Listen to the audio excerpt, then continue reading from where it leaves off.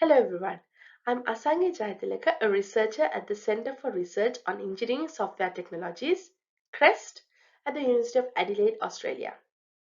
I'll be presenting our work, Falling for Phishing, an empirical investigation into people's email response behaviors. This is joint work with Nalin, Asanka, Gamagedara, Arachchilage from the School of Computer Science, the University of Auckland, and Mohammed Ali Babar from the Center for Research on Engineering Software Technologies, the University of Adelaide, Australia. In today's world, email is a vital tool for communication.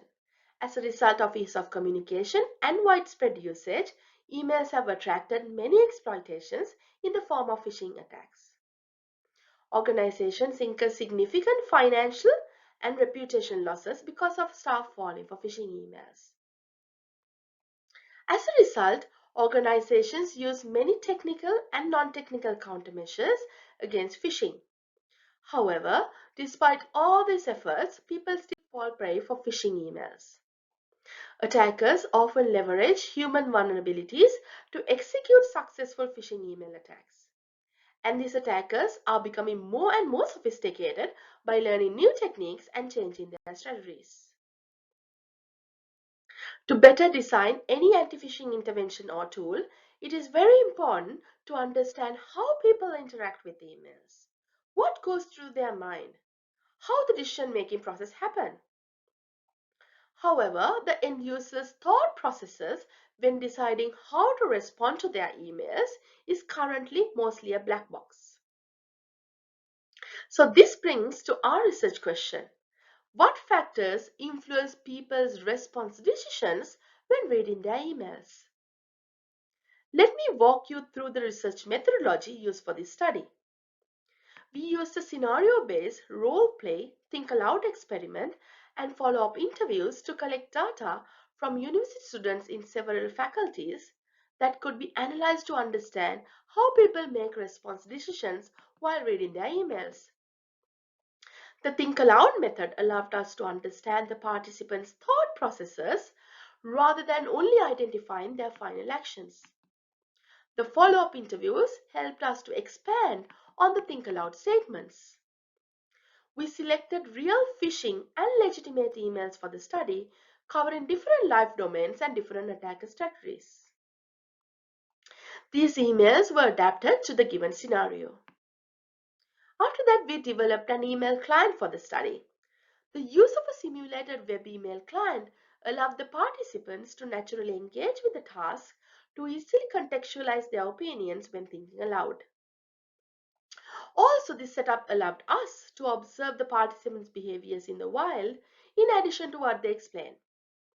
Participants were asked to share their screen and explain how they would feel to receive the given emails. Next, we did pilot studies to identify improvements for the protocol. And then we moved to the data collection stage. The data collection was conducted through Zoom and each session lasted approximately 90 minutes. We observed a theoretical saturation around 16th participant. However, we continued the data collection up to 19th participant to make sure that trend continues. The obtained qualitative data were transcribed and analyzed using thematic data analysis techniques. Descriptive statistics were used to analyze the observational data and participants' demographics. Moving on to the findings, we observed and identified 11 factors that explain what influences users' email response decisions when reading their emails. Some of them include perception about links, need for validation, emotional attachments with emails, perceived likelihood of receiving an email.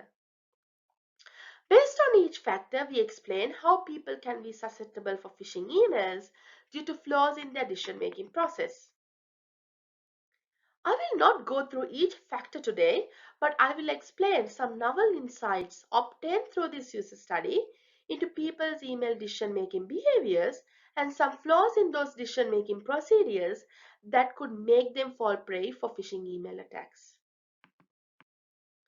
The first key finding is about the possibility for a disconnection between email legitimacy judgment and email response. Our study revealed that simply understanding how people judge email legitimacy is not adequate to obtain a holistic picture of why people fall for phishing emails. Significant amount of previous studies on phishing susceptibility focus on participants' email legitimacy judgments. These studies assume that people decide on the email legitimacy before responding to emails, and correctly identifying email legitimacy will make users less susceptible to phishing. While our study findings confirm this decision-making process, it also provided additional insights into people's email legitimacy decisions. There could be situations where there's a disconnection between email legitimacy judgment and email response. Our research showed that people could click on links, reply to emails, and download attachments without even thinking about the email legitimacy, mainly due to emotional attachments with those emails and personal habits. Also, findings reveal that people could click on email links, reply to emails when they are unsure about email legitimacy, or even after identifying that those are phishing emails. This means that it is important to teach and assist users not only to identify email legitimacy before responding to emails, but also to make safe email actions.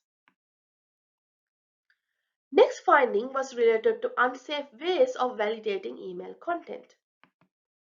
We saw that people may not be willing to make a final decision about the email legitimacy while going through an email, and may intend to validate the email before making that final decision. Although validating an email can be considered a precautionary measure, our findings reveal that some techniques used to validate the email could be unsafe. For example, calling the phone numbers given in the email to verify the content, clicking on the link to see the landing page, how it looks like, and searching the internet to see if they find information similar to what is specified in the email. And all these could result in people being victims to phishing email attacks. This has consequences on how we train users in organization settings, and also what tools we provide them so that they can check the validity of an email. Emotional attachments people develop with the received emails could make them take impulsive decisions because of not paying attention to the legitimacy of the email, and also ignoring the phishing cues that they notice in those emails. Furthermore, negative emotions such as anger after identifying an email could make them perform unsafe actions.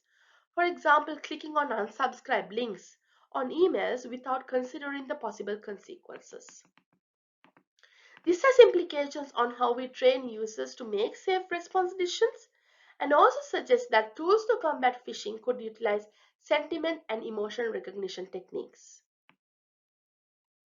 Next key finding is about how people perceive email links affect their response decisions. It was observed that participants tend to have more trust in emails without links. For emails with links, they could use unsafe techniques such as clicking on links that appear to be non-mandatory, and consider button or URL appearance to assess the link legitimacy. Unfortunately, most of the time we saw that participants do not know how to identify the URL destination properly. For example, by hovering over the anchor text and looking into the URL provided in the status bar. In fact, in our study, only 7 participants considered the URL destination at least once before making response decisions.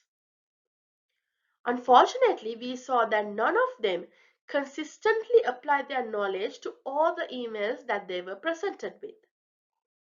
Also, even after identifying the URL destination, sometimes they struggle to identify the URL legitimacy due to lack of knowledge about URL structures and URL obfuscation techniques. This has implications on how we train users and also the design of phishing warning messages. Next finding was related to difficulties in deciding sender legitimacy. Previous research showed that people often look at the header information to make email decisions. While our results also confirm that sender legitimacy is one of the key factors in email decision-making process, our study findings provide further insights into misconceptions people have when making judgments about senders' reliability.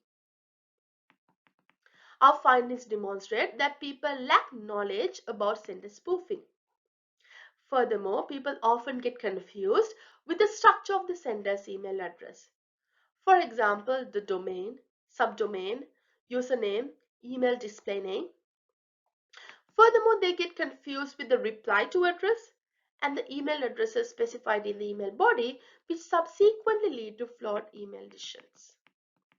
This would mean that users should be assisted to interpret different parts of the email header and where not to focus to identify sender legitimacy. Next finding was related to issues in applying knowledge gained from formal education and lessons learned from being exposed to phishing emails. Previous research highlights that formal education and previous phishing related experiences could provide necessary skills in identifying phishing attacks. Our study findings support this claim but also provide additional insights into this aspect. Our findings suggest that previous exposure to phishing emails could make people learn accurate as well as inaccurate strategies for identifying phishing emails. Furthermore, exposure to phishing emails in the past could make them be scared to respond to emails in any way, even when they feel that those emails are legitimate. Furthermore, our results provide evidence that even though formal education can make people acquire knowledge to identify phishing emails, they can still be susceptible to manipulation because of the inconsistencies in applying the knowledge into practice. This means that it is important to provide safe ways to assist users in validating the techniques learned from previous phishing experiences and focus more on technology-mediated nudging mechanisms to promote safe behaviors in the wild. Next finding is about how preconceived judgments affect people's response decisions.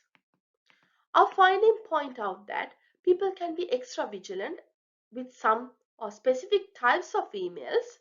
For example, we observe how people could refuse to click on links in social media alerts and alert messages related to their banking or money, even when they feel those emails are legitimate. However, they appear to be not that cautious with any type of email that is linked to their family, work or education, even when those emails have very apparent cues that suggest those emails are phishing. This is because of the preconceived misconception that attackers will not launch their attacks to those types of emails, and it is nearly impossible for attackers to obtain granular personal information. This finding highlights the need to address users' misconception about phishing emails and make them aware about different types of phishing email attacks, for example, spear phishing, and continuously update them with new information. As a summary, we identify 11 factors that influence people's email response decisions while reading their emails. Our findings provide novel insights into flaws in the general email decision-making behaviors that could make people more susceptible to phishing email attacks.